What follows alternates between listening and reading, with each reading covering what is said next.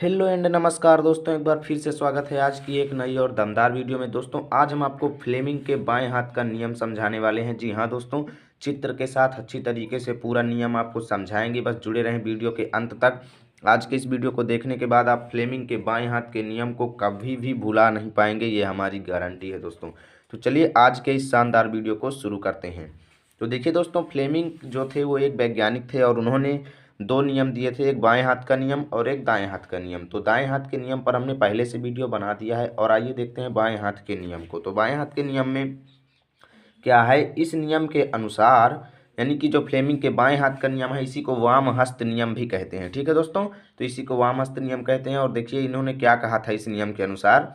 इस नियम के अनुसार अपने बाएं हाथ यानी कि जो अपना बाएं हाथ होता है उसका यानी अपने बाएं हाथ की तर्जनी, तर्जनी कौन सी उंगली होती है दोस्तों, ये वाली उंगली, इसको हम तर्जनी कहते हैं। ठीक, तर्जनी, मध्यमा तथा अंगूठे को इस प्रकार फैलाइए, यानी कि तीन अंगुलियों को, एक तो कौन सी, तर्जनी, एक मध्यमा और एक अंगूठा। ठीक, तीनों को इस प्रकार फैलाना है कि ये तीनों एक दूसरे के परस्पर लंबवत हो जाएं, यानी कि तीनों क्या हो जाएं, एक दूसरे के परस्पर लंबवत यानी 90 डिग्री पर हो जाएं, 90 डिग्री का कोण एक दूसरे पर बनाएं। अभी हम चित्र के माध्यम से इसको समझाएंगे। ठीक है दोस्तों, तो इस नियम के अनुसार अपने बाएं हाथ की तर्जनी, मध्यमा तथा अंगूठे को इस प्रकार फैलाइए कि ये तीनों एक दूसरे के परस्पर लंबवत हो जाएं।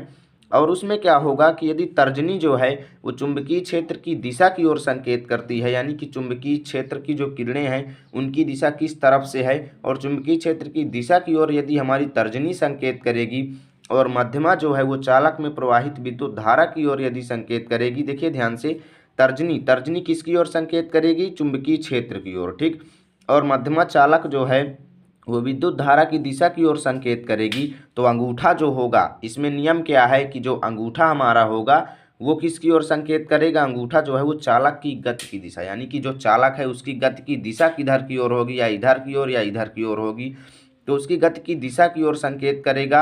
अथवा चालक पर बल जो है वो किस दिशा में लग रहा है उसकी ओर वो संकेत करेगा। तो एक बार फिर से इस नियम को आपको बता देते हैं कि इस नियम के अनुसार फ्लेमिंग ने कहा था कि अपने बाएं हाथ की तर्जनी, मध्यमा तथा अंगूठे को इस प्रकार फैलाइए ये तीनों एक दूसरे के परस्पर लंबवत हो जाएं, और उस स्थिति में जो तर्जनी है यदि वो चुंबकीय क्षेत्र की दिशा की ओर और मध्यमा जो है वो चालक में प्रवाहित विद्युत धारा की ओर संकेत करेगा, तो अंगूठा जो होगा वो चालक की गति की दिशा की ओर संकेत करता है, या फिर चालक में किस दिशा से बल लग रहा है इस चीज की ओर वो संकेत करता है हमारा अंगूठा जो होता है। तो चलिए इसको हम चित्र के माध्यम से आपको समझाते हैं। तो देखिए दोस्तों, इसका चित्र हमने ले लिया है। यहाँ पर आप देखें तो ये फ्लेमिंग के बाएं हाथ के नियम का चित्र है दोस्तों। और इसमें क्या है आप देखें तो हमारा जो ये बायां हाथ जो है आप देखें तो बायां हाथ भी इसी तरीके से होता है। तो बाएं हाथ का जो अंगूठा है वो देख सकते हैं, और ये तर्जनी है। ठीक है दोस्तों, ये अंगूठा है और ये तर्जनी है और ये मध्यमा उंगली है। ठीक, देखें तो ये जो है अंगूठा लगभग जो है वो लंबवत चुंबकीय क्षेत्र की दिशा के है, और ये जो हमारी उंगली है दोस्तों, मध्यमा उंगली जो है ये भी इसके लंबवत है, यानी तर्जनी के लंबवत है। तो तीनों जो हैं एक दूसरे के लंबवत यहाँ पर हैं।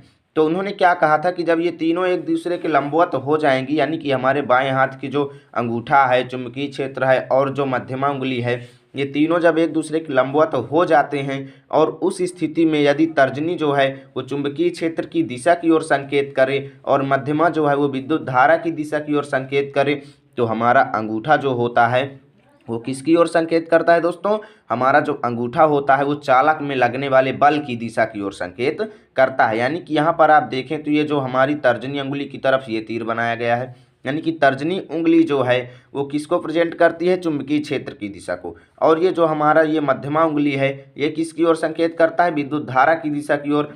तब जो ये हमारा अंगूठा जो है ये किसकी ओर संकेत करेगा, बल की दिशा की ओर। ठीक है दोस्तों, ये अंगूठा बताएगा कि चालक में बल किस दिशा में लग रहा है। और इसी सिद्धांत पर कई युक्तियां बनाई गई हैं, विद्युत मोटर, विद्युत जनित्र और कई प्रकार के जो हैं यंत्र बनाए गए हैं, जिनका अध्ययन आप इस चैप्टर के हर एक वीडियो में हम आपको बताएंगे। जो है अभी हम आगे की वीडियो में विद्युत मोटर और विद्युत जनित्र को भी समझाने वाले हैं। तो देखिए दोस्तों, इस नियम को मैं एक बार फिर से रिवीजन कर देता हूं कि जो अंगूठा जो है वो किसकी ओर संकेत करेगा, चालक में लगने वाले बल की ओर या फिर चालक की गति की दिशा की ओर।